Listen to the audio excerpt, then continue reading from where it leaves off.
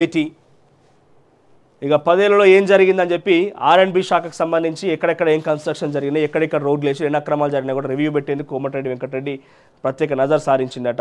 సచివాలయం, అంబేద్కర్ విగ్రహం అంటే ఇక్కడ సచివాలయంకు మొదట నిర్దేశించిన అమౌంట్ వేరే ఉంటుంది, అంబేద్కర్ విగ్రహాన్ని నిర్దేశించిన అమౌంట్ వేరే ఉంటుంది. కానీ చివరిగా ఆ రైఎస్ఎల్కి ఎంత అయిపోతుంది అంతేందుకు మనం కాళేశ్వరం ప్రాజెక్ట్ మనం చూసుకున్నాం కదా.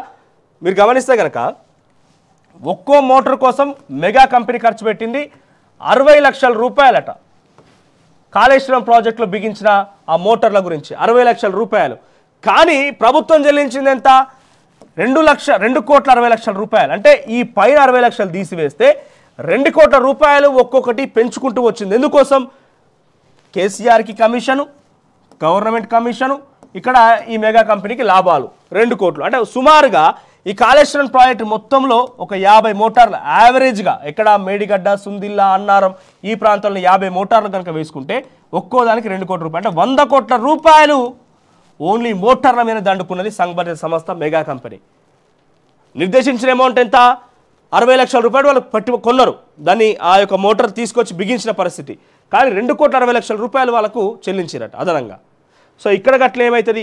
సచివాలయం మొదట్లో ఏర్పాటు చేస్తా నిర్దేశించినప్పుడు 650 కోట్లే, కానీ పూర్తిగా ఇంప్లిమెంటేషన్కి 800 కోట్లు అయిపోయి ఉంటాయి. అంటే అట్లా ప్రతి దాంట్లో కూడా డబ్బులు పెంచుతూ వచ్చిన పరిస్థితి కనిపించింది. ఎందుకంటే వాళ్ళ జేబులోకి వెళ్ళి ఇచ్చింది కాదు కదా, మనం కష్టపడి చెమటోర్చి ట్యాక్స్ రూపాయలు కడితే రూపాయలు మన ప్రజలకు సొమ్మే కదా.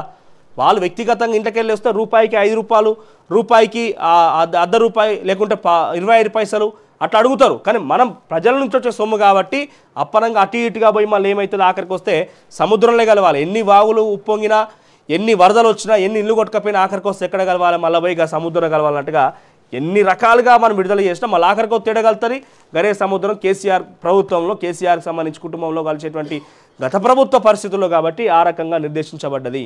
మంత్రి గారు రివ్యూ చేస్తున్నారట దాని గురించి. ఇక ప్రభుత్వ ప్రధాన సలహాదారుడిగా వేం నరేంద్ర